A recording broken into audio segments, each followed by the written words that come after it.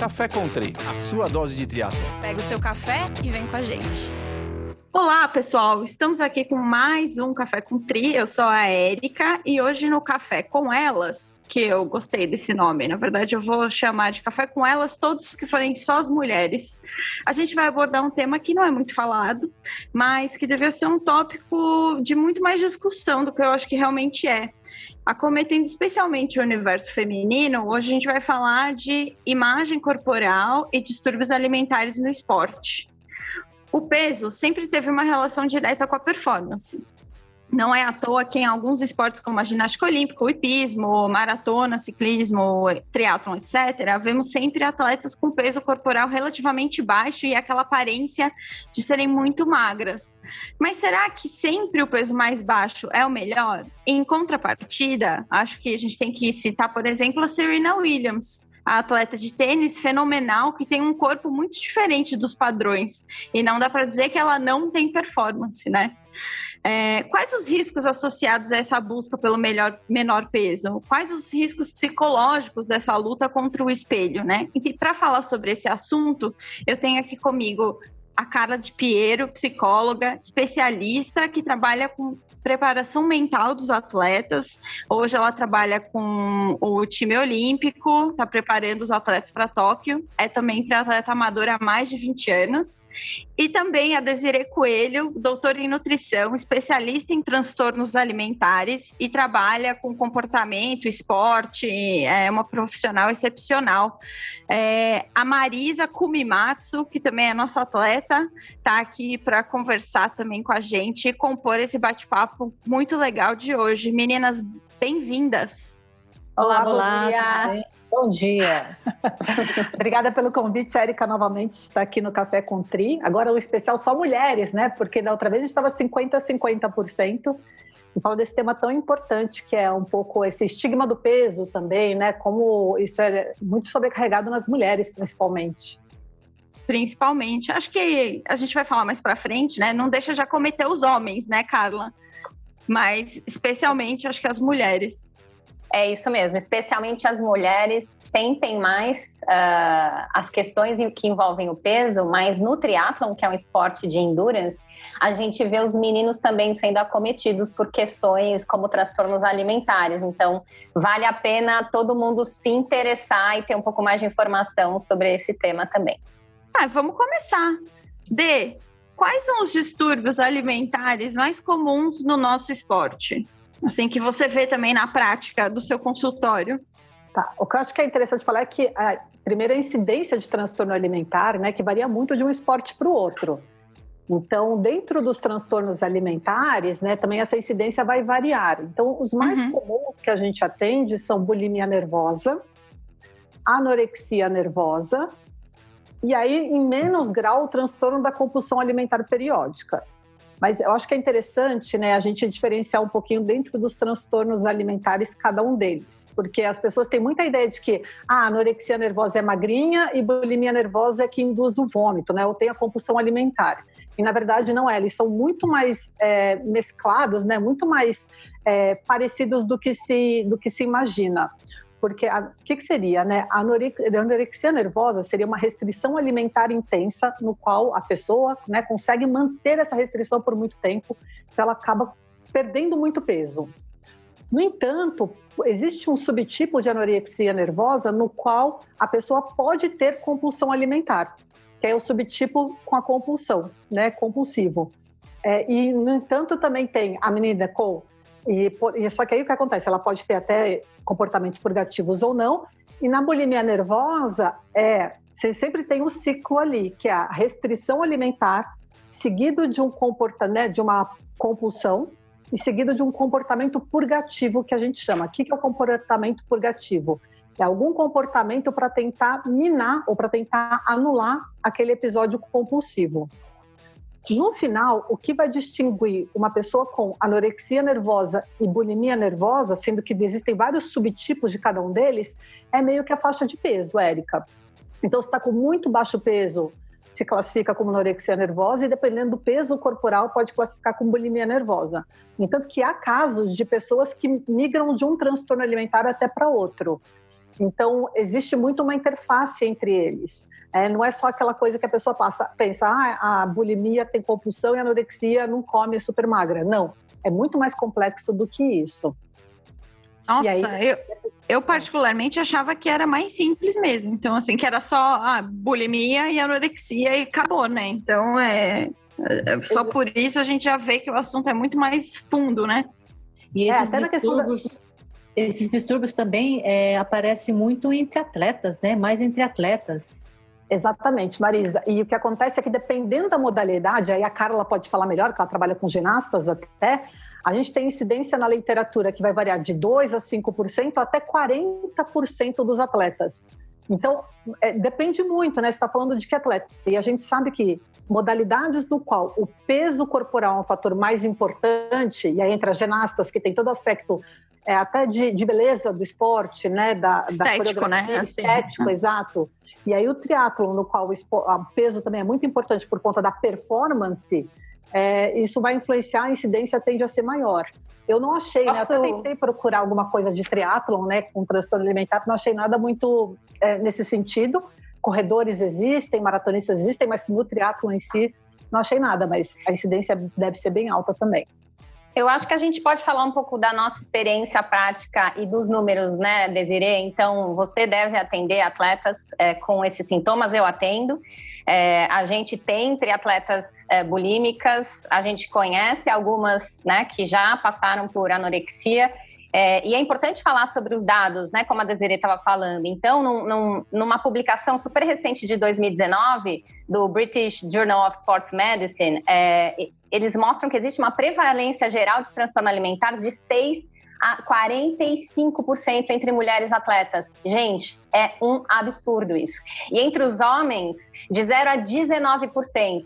Quando a gente vai para os esportes, né, que envolvem beleza, que envolvem o artístico, que envolve avaliação subjetiva, como tem na ginástica, no nado artístico, a gente tem uma prevalência de 24%, né, de possibilidade de transtorno alimentar. E quando é um esporte que tem a ver com endurance, desculpa, era 42%, tá? Quando é um esporte que envolve beleza e estética. Quando é um esporte de endurance, é 24%.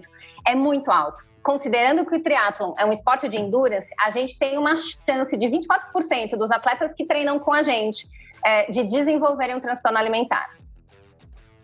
Assim, eu mesma já tive, assim, eu tenho um histórico meio ruim com relação a isso. Eu mesma, quando eu tava treinando, que eu achava que eu já tava, eu vou dizer assim, curada, quando eu tava treinando, eu me via também tendo uns comportamentos do tipo, putz, vou treinar mais porque eu comi mais do que eu deveria, meio que me punindo, né, de certa forma, por ter comido errado. Então, ou ficava sem comer e fazer um treino maior, ou queria treinar mais porque tinha comido. Como é que funciona, Desirê, o impacto no nosso, do aspecto fisiológico, assim? Como é que funciona isso de você tirar os nutrientes, daí depois você come e etc.? Isso que você está falando é tão importante porque os dados que a Carla trouxe agora, Érica, eles estão relacionados até a critérios diagnósticos de transtorno alimentar. E isso que você fala, muitas vezes está relacionado a comer transtornado. Tá que é uma bom. relação inadequada com a comida. Né? Então, você sente a necessidade... É outra coisa. É outra coisa, porque é isso. Se esses estudos avaliassem comer transtornado, eu nem sei para quanto iria, porque é isso. Era 100%, eu acho, quase. 90%. Quando a Carla fala de um risco, né, de 24%, a gente está falando de praticamente a cada 4 pessoas, uma ter isso. Né? É muita gente. Então, e aí, se a gente for falar de comer transtornado, que é um relacionamento inadequado com a comida, que muitas vezes está derivado de um relacionamento inadequado com o corpo, esse número vai exatamente, isso não dá nem para imaginar para quanto iria. E muitas vezes isso vai, primeiro, né, a gente tem que entender qual que é a causa, né, de onde vem essa necessidade de compensar. Por que você entende que você teria que treinar mais porque você comeu alguma coisa que você acha que não é adequada? Primeiro vem por não vou dizer um erro, né, porque a gente sempre entendeu isso, as pessoas dividem muito os alimentos entre bons e ruins, né, então, e na área esportiva, o que eu tenho que comer para ter a minha melhor performance? Vou citar um exemplo, um hambúrguer, não devia ter comido um hambúrguer ontem à noite, então hoje eu vou treinar mais forte, hoje eu vou treinar mais para tentar compensar aquilo. Então, as pessoas, né, quando eu falo de um erro, é porque as pessoas muitas vezes lidam com o nosso corpo ou com o próprio corpo, parecendo que o corpo fosse, vou dizer uma palavra bem, né? Mas assim, parece que o nosso corpo ele é bem burro, né? Então ele não sabe identificar muito o que ele está comendo. Então, qualquer coisa ele já quer engordar, e não é assim que o corpo funciona, né? A gente pode falar um pouquinho de genética daqui a pouquinho, mas a maior parte das pessoas, o corpo é muito inteligente. Se você come um pouco a mais, ele gasta um pouco a mais. Se você come menos, ele também vai gastar menos. Então, o que acontece é que as pessoas acham que ela é essa coisa que quer engordar a qualquer custo, então qualquer coisinha, qualquer alimento a mais, isso tem que ser corrigido. E não é assim que funciona. E, além disso, o peso social, o peso dentro do esporte, de ter que se manter dentro de uma determinada faixa. Enfim, e aí a gente pode ir também abrindo esse leque para mais questões relacionadas a isso. Mas a primeira coisa é, por que as pessoas fazem isso? É porque elas acham que o corpo está querendo boicotá-las. É uma falta, eu acho que é até uma questão de autoconhecimento que falta, né? De como o meu corpo responde, até onde eu posso ir, e achar que qualquer coisa tem que ser compensada. Sabe o que eu acho que é importante ser dito, Desirê e Érica? Às vezes, e eu faço parte do mundo dos triatletas, eu vejo isso acontecer na prática. A gente vai naturalizando alguns comportamentos que são muito patológicos. A gente naturaliza uma pessoa que tem RED-S, a gente naturaliza uma sequência de fraturas por estresse, a gente naturaliza parar de comer ou ter um comportamento purgativo ou compensatório, treinar mais porque eu comi mais. Isso não é normal. Isso não é possível ver como algo que seja aceitável.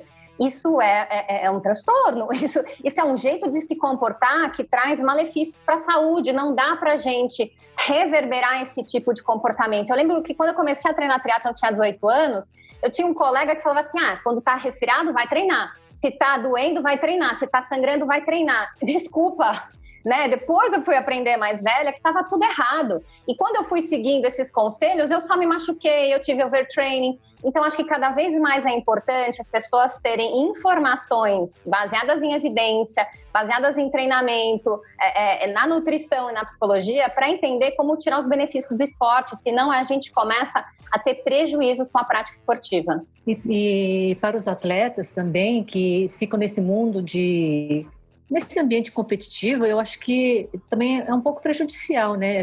Essa questão de transtorno de alimentar, essa parte psicológica, tem tudo isso, né? O ambiente também contribui muito. É que, assim, às vezes as pessoas acham que, não, no alto rendimento é assim, é a qualquer custo, é a qualquer preço. Gente, eu trabalho com alto rendimento. Não é.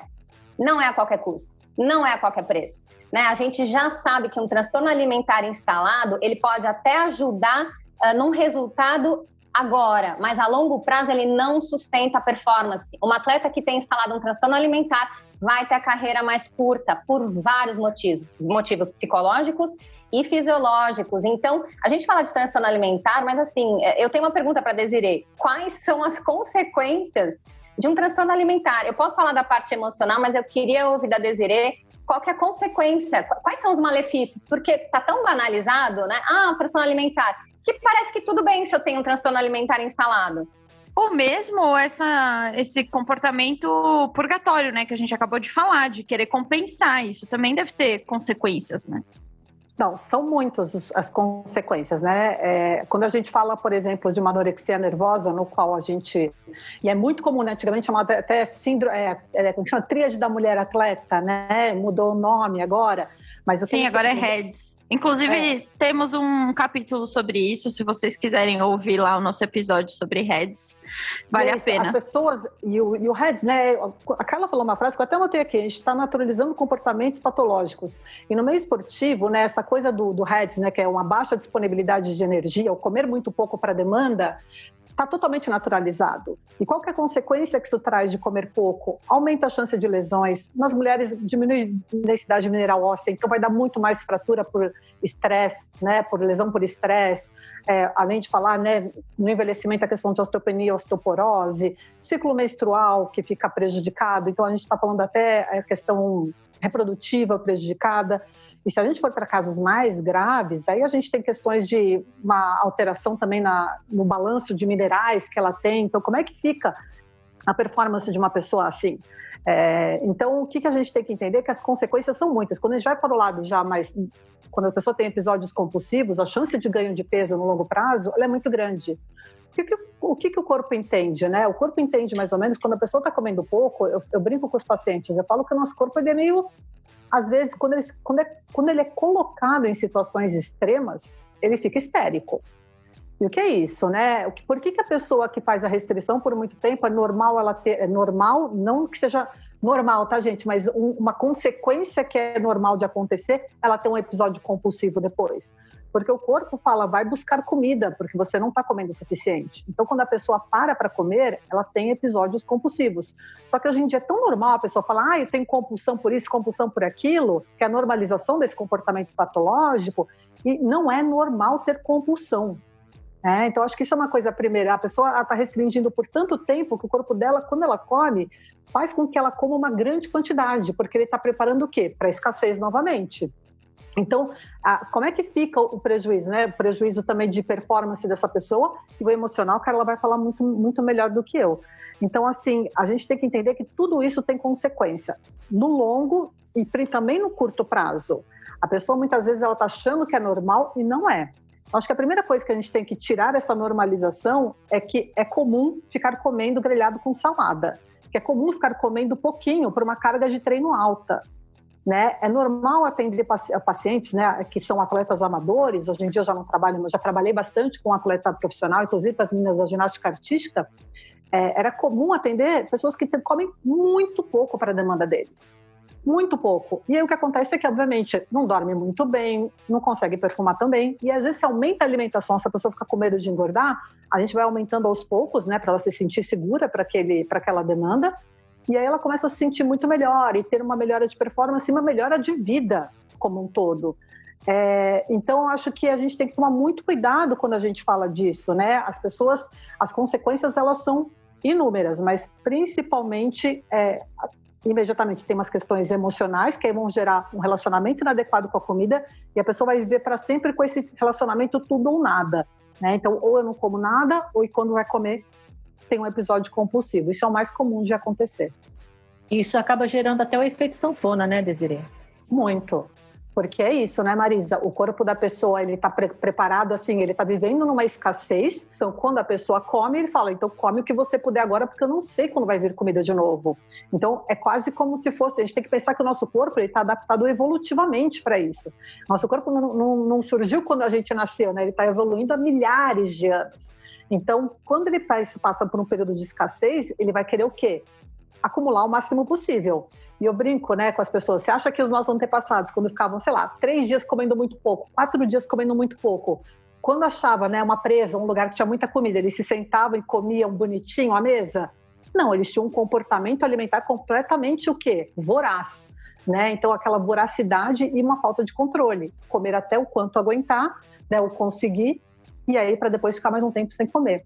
Então, essa evolução, esse aspecto evolutivo está com a gente hoje. A gente tem isso ainda, né? E é isso que é importante. E a fome, gente, ela é um sinal tão importante para a gente, e nessa coisa da angústia, da magreza, né, do aspecto que as pessoas entendem que seria normal, essa normalização de uma coisa inadequada, faz com que as pessoas parem de escutar os seus sinais internos de fome. Mas a fome, né, ela é um sinal tão poderoso, Marisa, que fazia com que os nossos antepassados se unissem 3, 4 para matar um leão e comer. Olha o nível que fazia, né? Hoje em dia ninguém mata leão, né? Acho. Mas eu acho que é isso, né? As pessoas têm que entender que o comer, ele é instintivo, ele é um sinal forte que tem que ser respeitado. Da parte mental, Carla, o que acontece esse loop? Fica num loop, né, infinito, entre não vou comer, tô me restringindo, daí eu tenho um comportamento compulsivo, e daí aí a gente começa a entrar em várias outras coisas, que nem a Marisa falou. Eu comecei a me comparar com as outras pessoas também, tem todo o métier competitivo, tem as mídias sociais que estão diretamente bombardeando, aí a gente começa a se comparar e entra num loop, né? Como é que sai disso? Como é que funciona? A parte mental, Érica, é muito triste, porque geralmente a pessoa fica presa dentro da cabeça dela. Ela só pensa em comida, em o que ela gostaria de comer, o que ela não vai comer, ou como ela vai fazer para tirar aquela caloria que ela ingeriu dentro dela. Então, as pessoas que têm transtorno alimentar só pensam nisso, a cabeça delas só pensa nisso, é uma grande prisão. E é muito comum que quem tem um transtorno alimentar esteja associado com uma depressão ou com um transtorno ansioso. Eu já tive algumas bulímicas, e aí geralmente as bulímicas são mais ansiosas, anoréxicas às vezes mais depressivas, mas o que acontece é isso, é uma pessoa que está doente, com a saúde mental muito afetada, e é muito perigoso. A anorexia é uma doença seríssima, eu acho que as pessoas deveriam ter uma noção. A anorexia mata, tá? Então, assim, a Desiree quer falar. É a segunda doença psiquiátrica que mais mata, né? Só depois da depressão, né? Então, acho que as pessoas não têm essa ideia, né, Carla? É importante falar, a anorexia nervosa é uma das doenças psiquiátricas que mais mata no mundo. Desculpa, só achei. Muito. E mata por falta de comida, gente. É inanição. As meninas morrem por causa disso. E meninos, né, em menor número, mas é algo muito sério. Quando a gente fala de esporte, né, a gente está falando de saúde. Então, olha a distância de você fazer o esporte e ter um transtorno alimentar instalado. E mesmo que seja um comportamento transtornado, depois eu até quero que a Desiree explique melhor a diferença de comportamento transtornado e daqueles que já são diagnosticados com transtorno alimentar. Porque uma vez que você tem um comportamento transtornado, você tem a chance de desenvolver um transtorno alimentar. Então, você identificou que você tem lá um comportamento esquisito, você está começando a compensar treino, né? No treino que você comeu, vamos começar a olhar para isso como algo que não devia estar aí, mas está aí por algum motivo? Preciso trabalhar melhor isso, senão isso vai se desenvolver em algo que pode ser pior. Então, assim, se preocupar com o que você está comendo, até certo ponto é saudável. Porque você pode estar se preocupando por causa da sua performance, mas você pensar nisso o tempo todo, se você está ingerindo a caloria certa, se aquilo está indo para o lado bom ou está indo para o lado ruim, se foi de mais ou se foi de menos, isso também já começa a entrar um pouco como um transtorno, né? Pode ser uma sementinha ali. O que eu falo, Érica, é que cuidado com a alimentação é diferente de obsessão. Tá. Uma coisa é você cuidar porque você querer, né, primeiro, nutrir o seu corpo da melhor maneira possível. A gente tem que ter esse cuidado. Eu gosto mais da palavra cuidado do que controle, por exemplo, né? Porque senão a pessoa, o oposto de controle é uma pessoa já descontrolada. Então, a pessoa cuidar da alimentação, garantir que a base dela é alimento in natura, mas comer o arroz e feijão, se come carne, comer a carne, mas enfim, ter ali as opções que ela entende e que nós sabemos que são saudáveis, que são boas para o nosso corpo, é muito importante. Mas isso é cuidar. Pensar o tempo todo, ficar fazendo 1 milhão de contas mentais, que nem é assim que funciona, né? Já é um erro a pessoa achar que tudo que entra absorve, enfim. Ficar fazendo conta mental o dia todo, pensando o que quer comer, obcecado com comida, isso aí já está perto de um comportamento transtornado. Isso aí já é um sinal de que tem alguma coisa que não está indo bem, que não é um sinal, já é uma luzinha piscando ali, olha. Se você pensa em comida o dia inteiro, fica fazendo conta mental, pesa comida. Tem gente que pesa, a gente não, muitas pessoas pesam comida o dia inteiro, né, para saber o que pode comer e o que não pode. Então, eu vou até comentar, desculpa te cortar, Dê, mas eu conheço várias pessoas no esporte de endurance, do triatlon, que é, enfim, quem eu conheço mais, que pesam, né? Porque a nutricionista prescreveu, são 120 gramas de arroz, e daí a pessoa vai lá e tem que ser 120 gramas, nenhum grão a mais, nenhum grão a menos, né? Como se isso fosse, enfim, o principal... Vou falar uma coisa polêmica. É porque a gente aprende na faculdade como se a nutrição fosse uma ciência exata, só que ela não é. Então, a gente realmente aprende quantos gramas, etc., quantas calorias tem. Mas, por exemplo, o que eu absorvo é diferente do que você absorve, Érica. E como o nosso corpo lida com o mesmo alimento é completamente diferente. Então, por exemplo, né, até aquela essa coisa, não vou, sabe, as pessoas gostam muito de ter rótulos, né? Rótulos para tudo na vida. Então, rótulos dos alimentos. Alimentos de baixo índice glicêmico, alimento de alto índice glicêmico.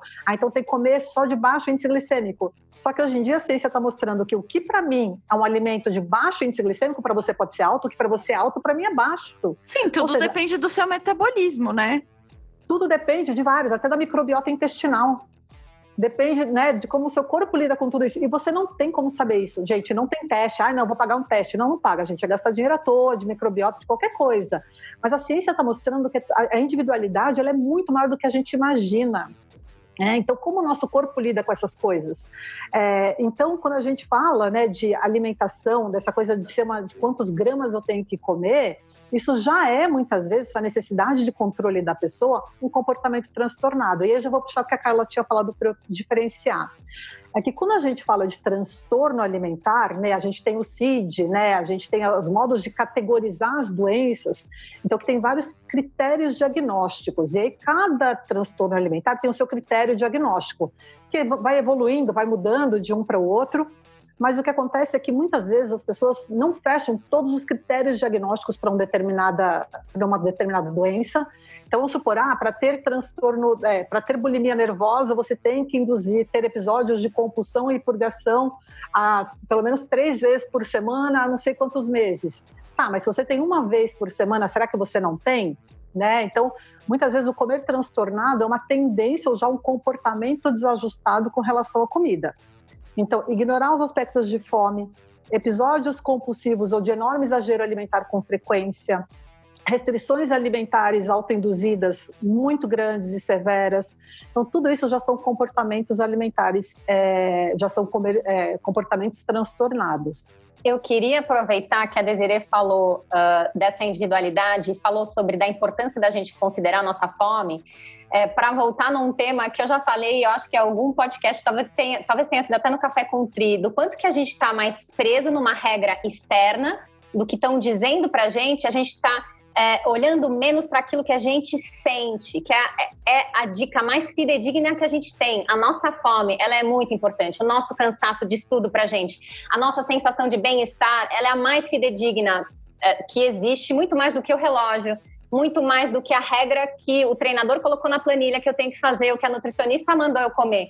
E se eu treinei mais aquele dia e eu tô com mais fome, eu não posso comer um pouco mais? Gente, então a gente tem que quebrar essa crença dos atletas que estão rígidos, eles estão psicologicamente rígidos e eles não conseguem flexibilizar e perceber que, puxa, eu tô me sentindo diferente, para isso eu preciso de algo diferente, eu tenho mais fome, eu como um pouquinho mais, eu tô mais cansada, eu descanso um pouco mais. Mas na minha planilha tá dizendo que eu tenho que correr assim. Cara, mas você tá cansado. I'm so sorry. Eu acho que as pessoas esquecem. Eu gostaria de contar como que é o mundo olímpico. No mundo olímpico, se o atleta tá quebrando, ele avisa ao treinador e o treinador ajusta para ele. Então, gente, vamos conversar mais com os nossos treinadores, né? A gente vai dar mais trabalho para eles? Vai. Mas é o trabalho deles fazer um treino que seja individualizado para a nossa necessidade. Uma dieta que seja individualizada para a nossa necessidade. Então, a gente precisa olhar para essas questões que são, que são importantes.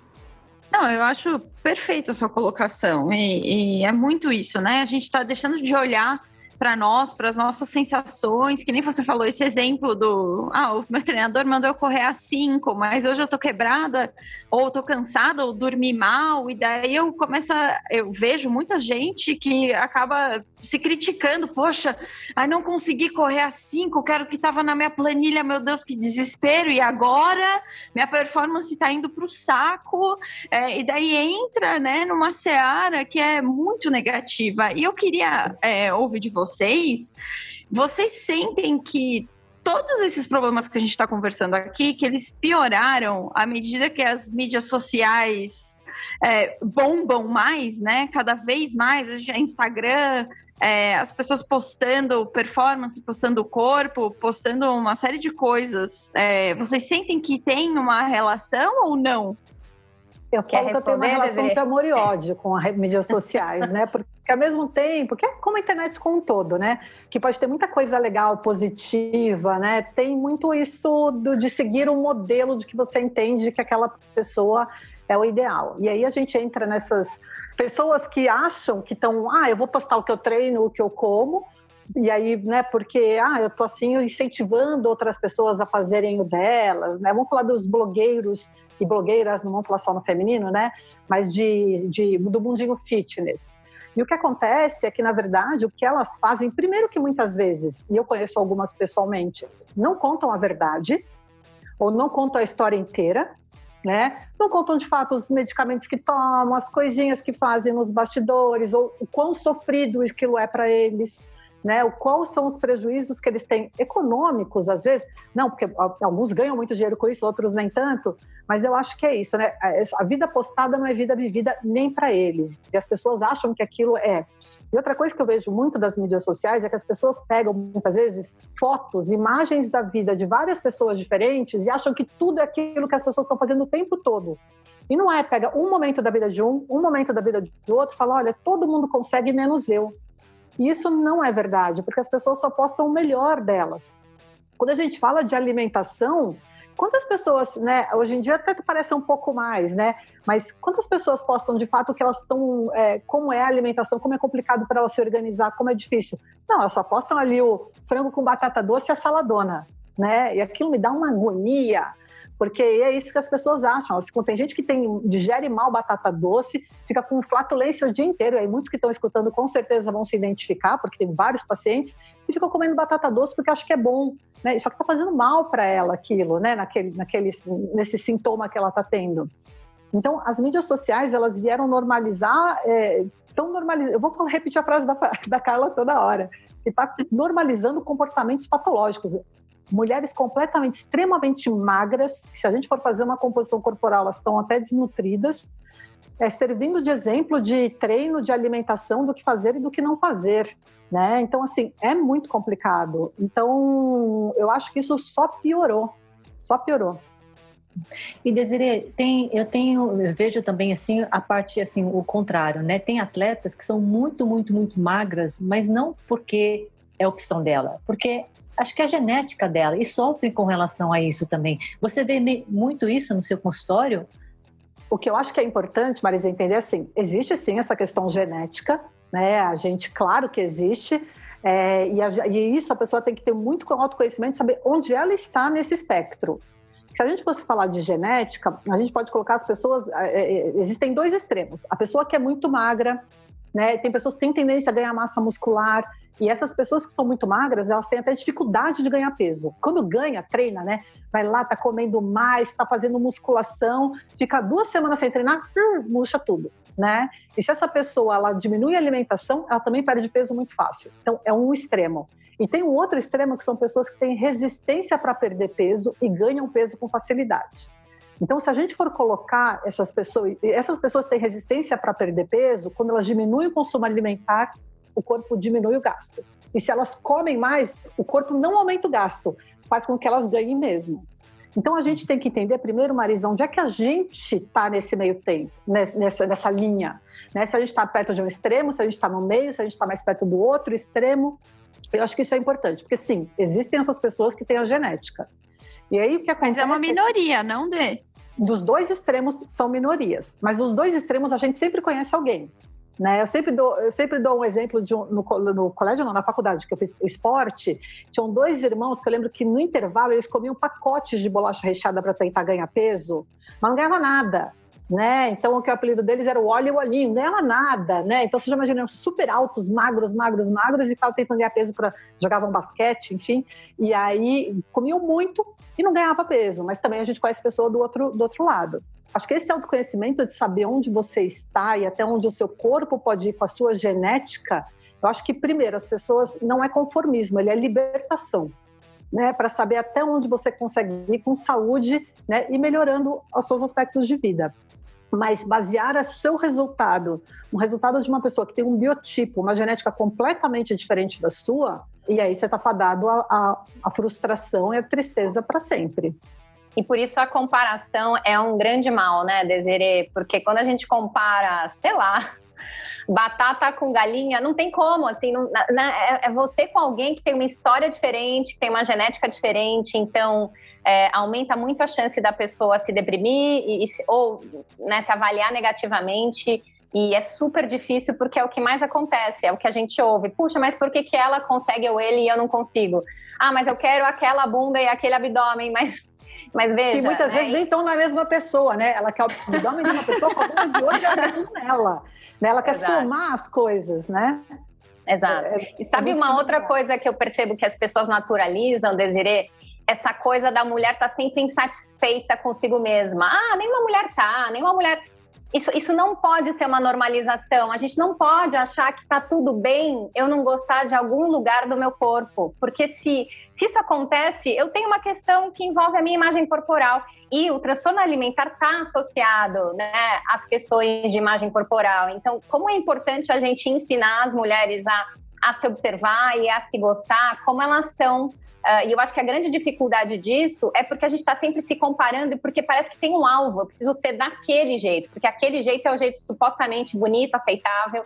E no esporte de alto rendimento, no triatlon amador ainda mais, né? Porque para ser triatleta, você precisa ser magra e não sei quantos % de gordura, e se você não tem esse shape, e eu vivo nesse ambiente, você não é totalmente aceita, ou assim, parece que você tá lá meio café com leite, né? Acho que as meninas podem dizer um pouquinho sobre isso também. Eu acho que... Eu queria comentar uma coisa que é muito engraçado. Enfim, eu tenho vários grupos de amigas, né, de meninas, e eu acho tão interessante ver quando alguém posta foto de alguma outra pessoa no grupo, sabe? Assim, sempre tem alguém que rola o print da pessoa, manda lá no grupo, e os comentários são tão divergentes. Uma fala, tá linda, a outra fala, tá gorda, a outra fala, tá magra demais, e não tem ninguém que fala, tá ótimo, e eu também tô ótimo, e tá todo mundo ótimo aqui. É que nem você falou, é uma comparação, uma busca por algo que não existe.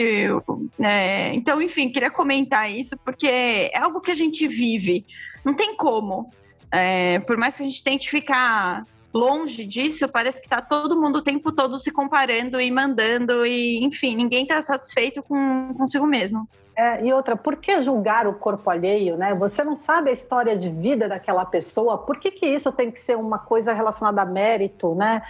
A gente não tem controle, eu acho que é uma coisa que é até importante falar, a gente não tem controle sobre o nosso corpo e sobre o nosso peso. A gente tem, sim, algum cuidado, né? A gente pode entender um pouco os nossos comportamentos, mas o que isso vai gerar de resposta no nosso corpo, a gente não tem nenhum controle. O que eu quero dizer sobre isso? Vou citar um caso meu da clínica. Teve um paciente que teve uma alteração, ele ficou muito doente quando ele era criança, ele teve que tomar uma dose de corticoide altíssima por anos e anos, no final da infância dele até o início da adolescência. Foram mais de 5, 7 anos com uma dose cavalar de corticoide. O que aconteceu é que ele acabou desenvolvendo um corpo mais parecido com um corpo afeminado, quadril mais alargado, né? E uma quantidade de gordura muito aumentada, com uma degradação de massa muscular. Massa muscular para o corpo dele, só que é um homem hoje em dia de 30 e poucos anos.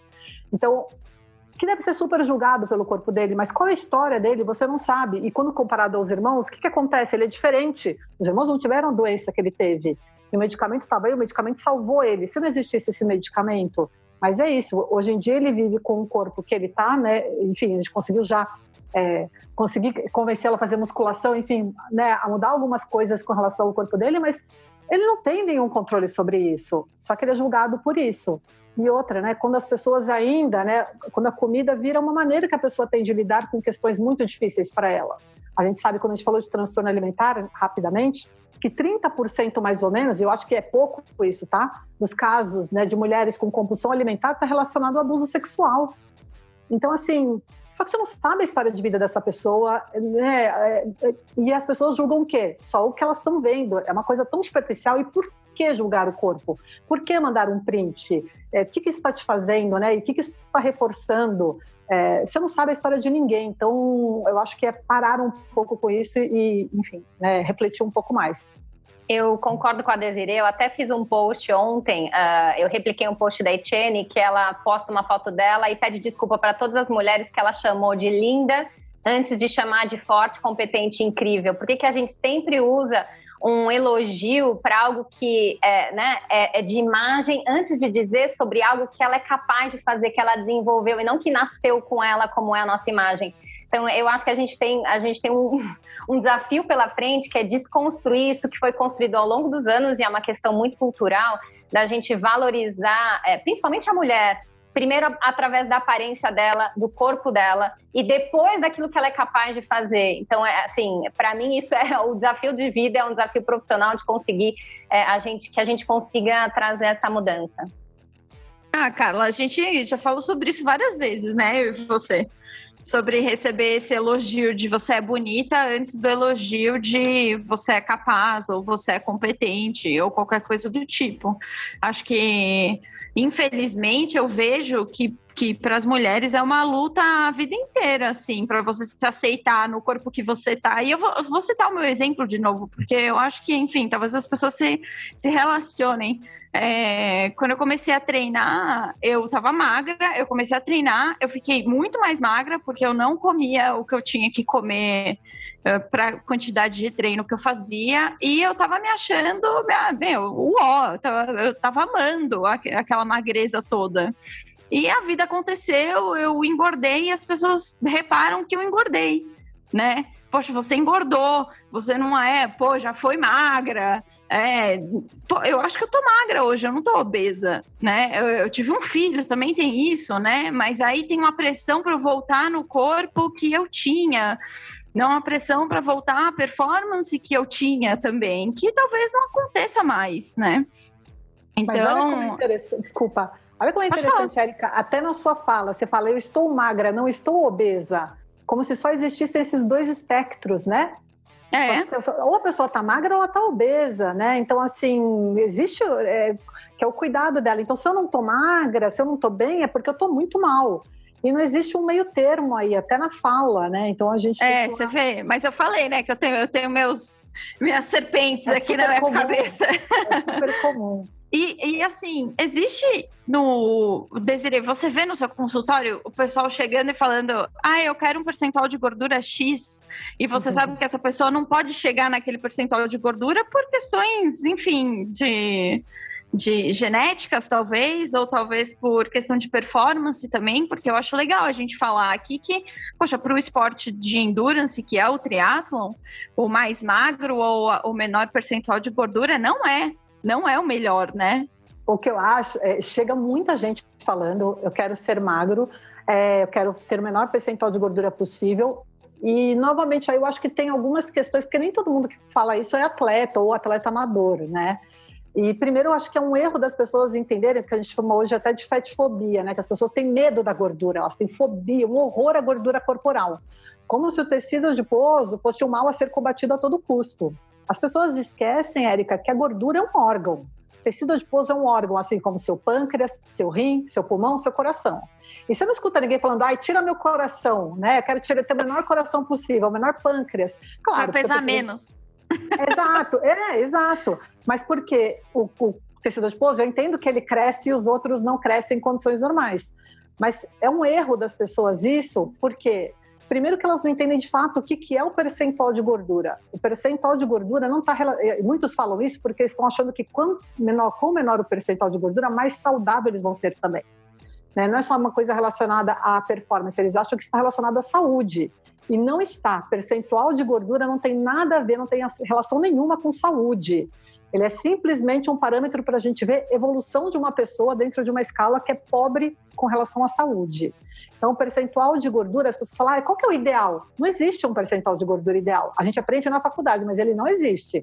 Quando a gente está pensando em saúde. Então, é justamente ver, né, e conhecendo a pessoa, o histórico de vida dela, o histórico de peso dela. É muito importante para a gente saber até onde ela consegue chegar com saúde ou não. E eu falo, eu trabalho com nutrição, eu trabalho com esporte e trabalho com comportamento. Então, para mim, o mais importante é saber conseguir aliar sempre saúde. Se eu acho que a pessoa ela vai manter um percentual para o objetivo dela, ela vai sair da saúde, eu falo, olha, aqui não é comigo. Ou aqui eu não acho adequado. E explico, e muitas vezes o paciente entende. Alguns ficam um pouco frustrados, enfim. E outra coisa que eu acho muito importante bom, os comportamentos que você tem que ter para ter um determinado, né, percentual de gordura para ter saúde são esses. Vamos ver onde o seu corpo vai estabilizar? Não sou eu que dito, não sou eu que sei, né? Eu como nutricionista, parece que nutricionista tem uma varinha de condão que fala, seu percentual de gordura vai ser X. E eu nunca vi aquela pessoa na minha frente antes, não sei o histórico dela, vou conhecer ela ali. Então, muitas vezes você sabe que você vai para ter saúde, né, atividade física é fundamental, uma alimentação saudável é fundamental. Vamos ver como é que o seu corpo vai se adaptar e vamos entendendo como ele regula e aí vamos criando estratégias. Isso faz muito mais sentido pensando num contexto de saúde. E aí, quando a gente pensa num contexto esportivo, que tem essa coisa da performance, a gente também tem que entender que o tão importante para a pessoa quando ela está competindo é que a quarta coisa que a atleta mais faz, além de treinar, comer, dormir, é lesionar, não é? Então, como é que essa pessoa vai se comportar quando ela se machucar? O que vai acontecer com o peso dela? O que vai acontecer com o emocional dela, com a alimentação dela? Então, colocar ela no extremo também não é saudável pensando nisso. Então, a gente tem que... Eu sempre falo para o paciente, eu estou preocupada com você agora, mas acima de tudo, eu estou preocupada com você daqui 10, 15, 20 anos. O que vai acontecer? Ainda mais que você... Né, a Carla trabalha com o pessoal que é atleta mesmo, profissional. É atleta amador, o esporte tem que ser uma coisa importante na vida, mas não é tudo. A gente tem que preparar principalmente para o envelhecimento. E é isso que eu me preocupo muito. Carla, deixa eu te fazer uma pergunta. Acho que tem uma consulta, né? Há 25 anos atrás, eu tive um problema de distúrbio alimentar, fui anoréxica, cheguei a pesar 38 quilos, e eu sei que foi uma parte muito emocional que aconteceu, né? E hoje, assim, eu tenho que ficar me policiando, às vezes de não ficar muito tempo sem comer, né? Porque eu sei que se eu posso ficar muito tempo sem comer, às vezes eu nem percebo que eu estou muito tempo sem comer. E aí isso pode me prejudicar na performance, até assim, vai diminuindo o peso, não porque eu quero, porque aconteceu. Então, isso vai estar sempre comigo, será? Dessa preocupação, nossa, se eu ficar muito ansiosa, eu vou parar de comer. Como é que eu consigo me curar? Ou não existe cura para isso? Cura é um nome difícil, né, Marisa? Mas o que a gente percebe, né, nos transtornos alimentares, e não só nos alimentares, tá? Em todos os transtornos mentais, depressão, ansiedade, é que a gente aprende e desenvolve novos comportamentos que nos ajudam a lidar com aquele transtorno que a gente tinha e ter uma vida mais saudável e funcional, mas que, sob situações de estresse, alguma mudança ou desregulação na vida, eu posso retomar aqueles comportamentos patológicos, porque eles não estão ali à toa. Se em algum momento da tua vida, lá quando você era novinha, você desenvolveu uma anorexia, ela não desenvolveu do nada. Ela deve ter sido gatilho e foi muito funcional naquele momento, né? Ela estava querendo dizer alguma coisa na história da sua vida, né? Para as anoréxicas, acho que quem não sabe, a anorexia é um transtorno de controle. Tem muito a ver com situações de controle. Ou de falta de controle, então a única coisa que eu controlo é a minha comida, ou de excesso de controle. Então, geralmente ela aparece nesses momentos em meninas muito jovens, né? E pode ser que em outras situações que você viva coisas que geraram gatilho lá atrás para você hoje em dia, você pode sentir coisas parecidas. Você é madura, você já desenvolveu um monte de repertório saudável e tem uma vida super funcional. Mas olha que interessante, você continua dizendo, puxa, eu ainda tenho que lembrar que eu tenho que comer. E sei que isso é importante para mim, senão isso pode me desregular ou trazer algo que não é saudável. Então, a anorexia na sua vida foi algo que você aprendeu com ela e hoje em dia provavelmente você tem saúde física e mental baseada na história que você viveu, em tudo que você aprendeu com tudo isso. Entendi. A bulimia tem algum gatilho desse tipo, Carla? Que nem você falou. Pode ser, mas é interessante que a bulimia, a sensação que ela traz nas pessoas é de total falta de controle, né? Porque assim, a pessoa vai, come tudo e aí ela precisa vomitar ou ter algum jeito de compensar porque ela não teve aquele controle. Então é diferente. Na bulimia é uma sensação extrema de eu não tenho controle sobre isso, né? E aí os gatilhos podem ser uma pessoa que está vivendo uma fase de falta de controle, né? De não saber como controlar coisas que estão acontecendo pessoalmente, profissionalmente. E deixa eu fazer uma pergunta associada a isso. Existe algum tipo de dieta que é melhor para pessoas que passaram por distúrbios alimentares, ou não? Porque, assim, eu vejo, às vezes, algumas pessoas com comportamentos desse tipo se dando bem no longo prazo ou no curto prazo com dietas tipo cetogênicas ou carb. No longo prazo não dá para falar, né? Mas alguma coisa tipo restritiva, assim. Calma que eu até arrepiei agora. Ai. Cuidado, a gente tem que ter muito cuidado quando a gente fala isso, Érica, porque uma coisa são as pessoas que a gente vê postando na rede social, porque eu sei que isso é uma coisa que está presente agora na rede social, a pessoa falando, eu curei com isso. Primeiro, o que a Carla falou, não existe cura, né? Segundo, que a melhor dieta para quem teve transtorno alimentar é não fazer dieta. Essa coisa que estão falando em redes sociais, que curei a compulsão, não tive mais compulsão porque agora eu faço jejum, né? Porque eu faço... Eu ouço muito isso, eu ouço muito. Mas o que é muito, né? A gente tem que entender o que é esse muito. São as mesmas 2, 3 pessoas que estão replicando para todos os lados, né? O quantas pessoas de fato você conhece e quantas não têm e estão quietas. Porque o que acontece? A gente tem que entender o que são, né? E aí eu falei que são mídias sociais e não sei se é aí que você viu mesmo em mídia social, mas as pessoas falam aquilo que dá like, tá? Aquilo que vai engajar as pessoas, aquilo que... e eu já estive nesse meio muito tempo, né, de pessoas famosas e etc. Elas falam o que vai causar e o que acha que vai gerar engajamento e vai trazer algum tipo de ganho para elas. Não necessariamente é o que elas fazem, tá? Segundo, se essa pessoa tiver uma recaída, como ela falou aquilo por muito tempo, muito difícil ela não vai mostrar, né? Não funciona mais. Outra coisa importante é que por que as pessoas seguem tanto essas pessoas que elas têm como modelo? Porque elas são raras. Né? E raras por quê? Porque elas não contam a verdade ou porque alguma outra coisa, na verdade, fez efeito, enfim. A gente tem que entender um pouquinho. E o que eu falo são 90% da população olhando para 10%. Como se esses 10% fossem, só eu não consigo. Né? São só 10% que conseguem. Então, assim, primeiro, tome muito cuidado com isso. Porque às vezes a gente fala, são muitas pessoas que falam, mas é muita pessoa que está replicando mesmo, são muitas pessoas que estão replicando mesmo o discurso de uma fulana ciclana, né? E aquilo não necessariamente é verdade. Tem que tomar muito, muito cuidado. Então, a melhor dieta é não ter dieta, né? Não é que ter quando a gente fala isso, né? Comportamento saudável, obviamente. Quando eu falo isso, né? Quando a gente trabalha comportamento alimentar, quando eu falo, a melhor dieta é não ter dieta, as pessoas do outro lado do extremismo, do pessoal do jejum, do low carb, escutam, na verdade, o que eu tô falando pode comer o que quiser a qualquer hora. Né? Que é coisa do extremismo. Ou não come nada ou come tudo. E não é. É autoconhecimento, é saber como o seu corpo responde, é saber quanto você pode confiar nos seus sinais e quanto não pode, como a Marisa deu o sinal, né, falou agora há pouco. É saber que a fome é um sinal importantíssimo, mas que algumas pessoas não sabem mais entender a fome. Que a gente vive sim num ambiente obesogênico, que tem vários gatilhos que são importantes a gente cuidar, que aí acabam fazendo com que esses aspectos de fome sejam alterados.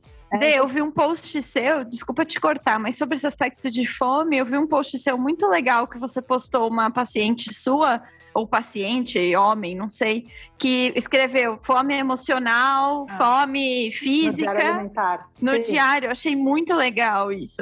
É algo que as pessoas podem replicar em casa, né? Perfeito, porque né, isso era uma estratégia que é o diário alimentar, no qual a pessoa escreve tudo que ela come por um dia, e era uma paciente, uma mulher. E ela já foi assinalando no dia a dia dela. Isso aqui eu sei que eu comi por fome física, isso aqui eu sei que eu comi por fome emocional, porque é uma coisa que a gente estava trabalhando.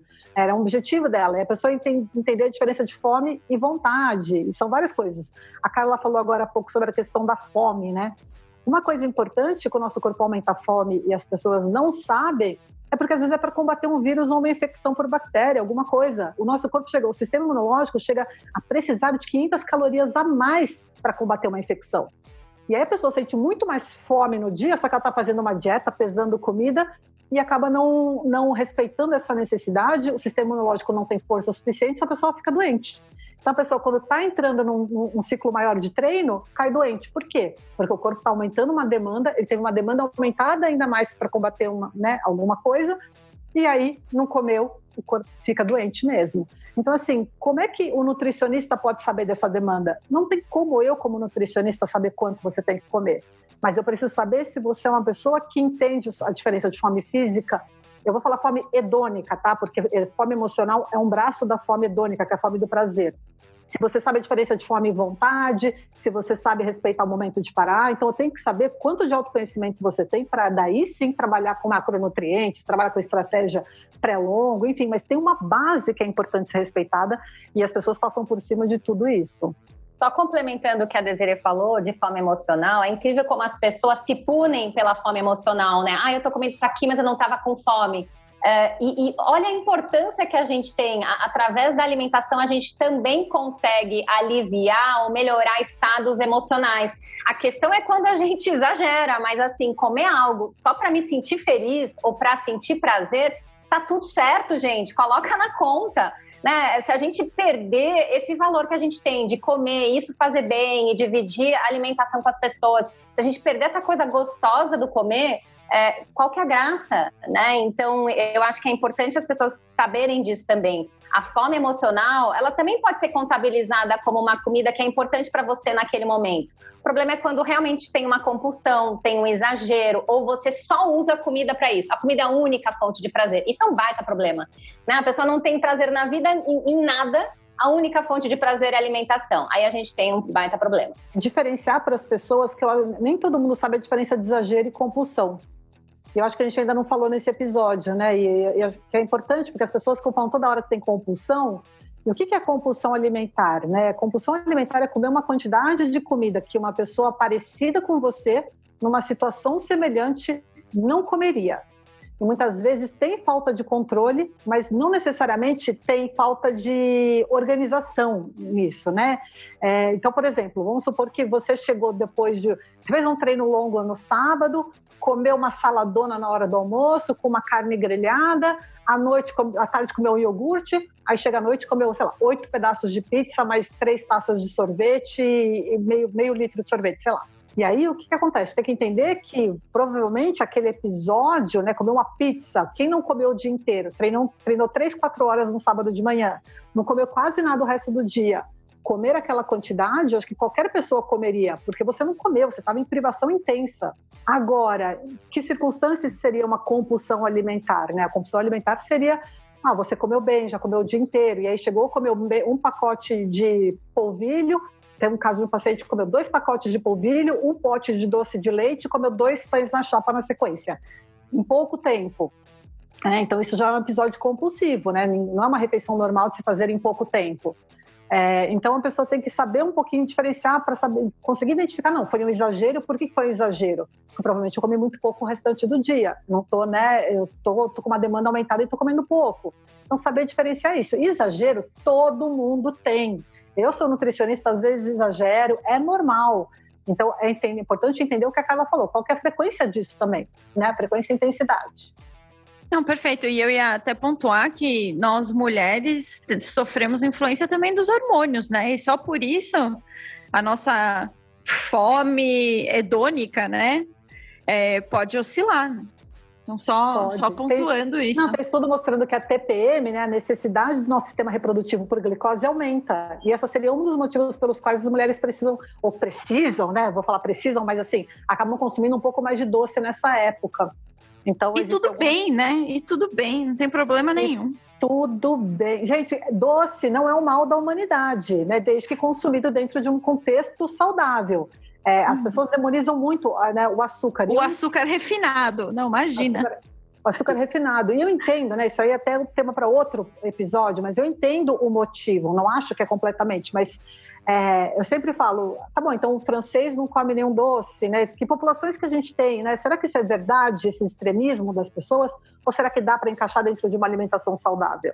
Então, novamente, é sempre qual é o contexto daquela alimentação. Quando a pessoa fala de comida, tem que pensar nisso, nessa palavra que é muito importante, que é contexto. Eu estou comendo uma panela de brigadeiro na frente da TV porque eu estou chateado, ou eu estou comendo 2, 3 brigadeiros, tomando um café aqui com a família, delícia, e tá tudo bem, entendeu? Então, o que está acontecendo ali, mais do que demonizar uma coisa ou outra? E, Carla, pra gente finalizar, porque eu acho que a gente já tá fazendo um episódio bem longo aqui, por mais que eu goste muito desse assunto. Quando procurar ajuda? Eu fiz um post sobre isso, né? Eu acho que se alguém se identificar com qualquer sintoma que a gente falou aqui, né? De estar pensando nisso o tempo inteiro, de se sentir presa nesse assunto, de não conseguir enxergar nada de bom em si mesma, de começar a se sentir ansiosa em relação à alimentação, muito preocupada com a questão do peso e se sentindo, né, péssimo, se comparando o tempo inteiro, eu acho que isso são sinais de procurar uma ajuda. E aí, lembrando que o trabalho com transtorno alimentar, ele é multidisciplinar, né? O psicólogo sozinho não faz efeito, nem a nutri sozinha, e geralmente a gente tem a ajuda aí do psiquiatra também, entrando com medicação. É um transtorno que precisa e exige geralmente a atuação do psiquiatra também. Márcia, quer fazer alguma consideração final de alguém? Não, eu acho que assim, a gente também tem que entender que pessoas são pessoas, né? existe a questão da genética, existe o histórico da família, de onde que ele veio, que país que ele está, que ele mora, enfim, tem tudo isso. Não é só ver que o post de uma pessoa magra, que ele está comendo tal coisa, vai fazer bem para ele, vai fazer bem para mim também. Acho que é um contexto como um todo, né? Perfeito. E é isso, né? Cuidado com as coisas que te influenciam, né? Cuidado com as mídias sociais, principalmente, que elas podem ser tão agressivas e aumentar muito essa autopunição da pessoa, essa autocobrança, mas de um modo negativo, achando que todo mundo está conseguindo e, na verdade, não é isso. Eu acho que se a pessoa pensa o dia inteiro em comida, se olha no espelho, ou não, né, fica muito, né, toda hora se diminuindo, né, se cobrando, muito desgostosa, ou desgostoso consigo mesmo, acho que é importante entender aí o que está acontecendo na vida dele, né, o que está desajustado para a gente tentar reorganizar. Eu acho que isso é importante. Obsessão com comida não é normal, isso é um sinal importante. A pessoa que pensa o dia inteiro em comida já está com um comportamento aí transtornado, provavelmente. Eu gostei muito desse tópico. Eu queria continuar conversando por pelo menos mais umas 2 horas, porque a minha lista de perguntas mentais é gigantesca. Eu vou ter que fazer um número 2 aqui pra gente. Episódio 2 sobre imagem e distúrbios alimentares.